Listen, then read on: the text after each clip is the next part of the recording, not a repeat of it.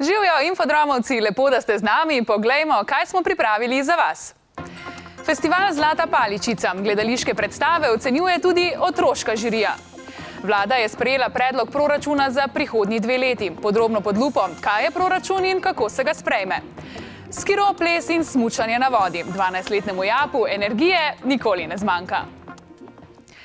Začenjamo z novico, da naj bi v okolici šole na Brezovici pri Ljubljani neznana ženska prepričevala otroke, naj prisedejo v njen avtomobil. Policija prijavo spolnega nadlegovanja preiskuje, mi pa smo za nasvet, kako vedeti, kdaj gre za spolno zlorabo, vprašali strokovnjakinjo. Otroci, vedno in vedno morate biti pozorni na svoje občutke. Vaši občutki so tisto, čemur morate zaupati.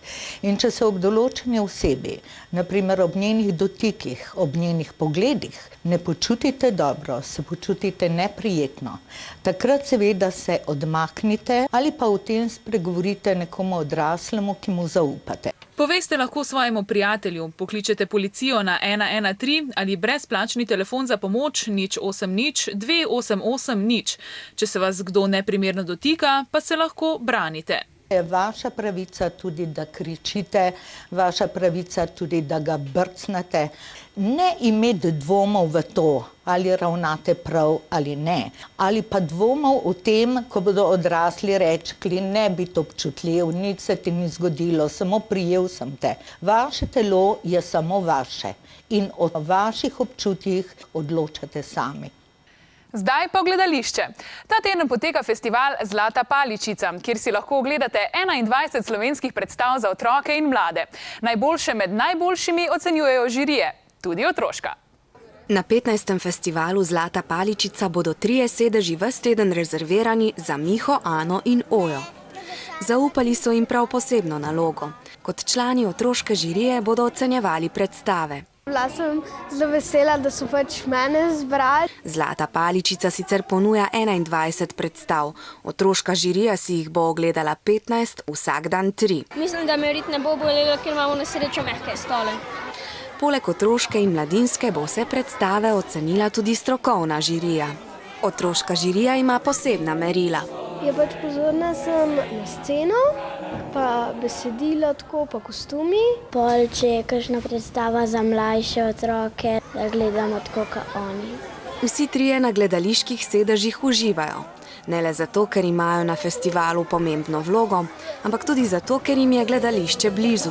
Lahko te zelo spravi smeh, bolj kot filmi, pa tukaj ne gledaš v ekran, ampak tukaj so pa to pravi ljudje. Če manjka kakšne težave ali pa kaj v gledališču, na vse pozabim. Včeraj so si ogledali 3 predstave. Prva je bila Škrat Kuzma dobi nagrado. V tej predstavi sem si zapisal takole. Scena je živahna, vesela, poskočna. Karakterji so smešni, zabavni in poskočni. Pozabil sem napisati barvni. V soboto bo strokovna žirija razglasila najboljšo predstavo, nagradili pa bodo tudi najboljši predstavi po mnenju mladinske in otroške žirije. Če plačam 20 € za telefon, mi bo zmanjkalo za kino. In če hočem poleti še na počitnice, moram vsak mesec zaslužiti še vsaj 50 €. No takole, jaz sestavljam svoj proračun, podoben načrt prihodkov in odhodkov pa ima tudi naša država.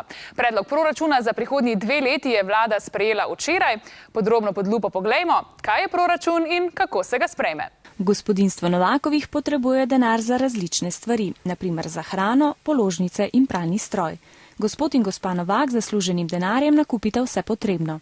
Tako kot gospodinjstvo pa tudi država potrebuje denar, naprimer za šole, gradnjo cest, za vojake, policiste, država pomaga tudi tistim, ki so ostali brez dela. Vse to veliko stane.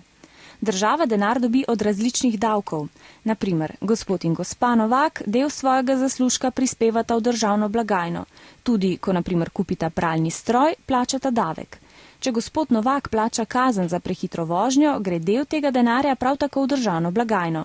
Država torej dobi denar iz različnih virov, porabi pa ga tako, kot je določeno v proračunu. Kako pa se ta sprejme? Vse stranke, ki sodelujejo v vladi, skupaj oblikujejo predlog proračuna, pri tem se posvetujejo tudi s predstavniki delavcev in delodajalcev. Ko vlada proračun potrdi, ga preučijo še poslanci v državnem zboru. Sprejet je šele takrat, ko poslanci potrdijo, da se z njim strinjajo. Proračun naj bi bil sprejet v začetku decembra, do takrat pa bo o njem potekala razprava.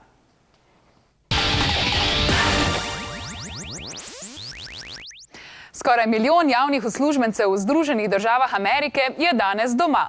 Dve veliki stranki, republikanska in demokratska, se nista mogli dogovoriti, koliko denarja bo država namenila za zdravstvo, zato niso potrdili proračuna za delovanje vlade.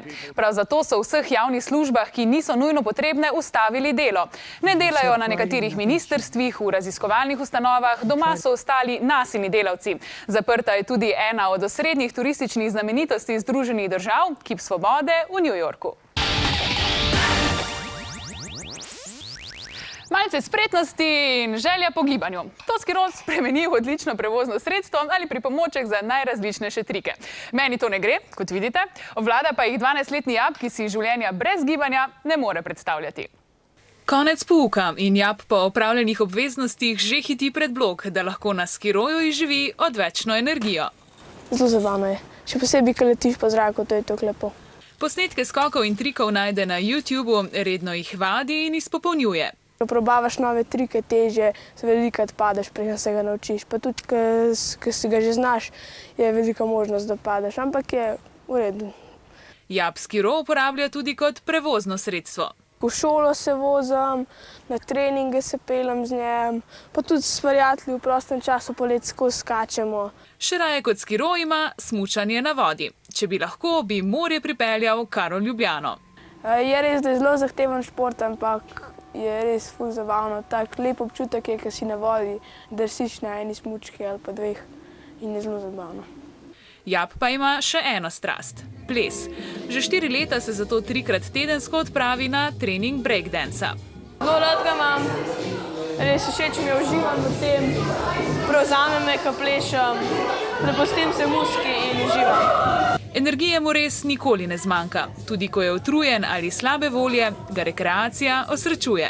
Ja, gibanje je meni zelo pomemben, zdrav duh v zdravem telesu. Super novica, od dežnikov se lahko za nekaj časa poslovimo.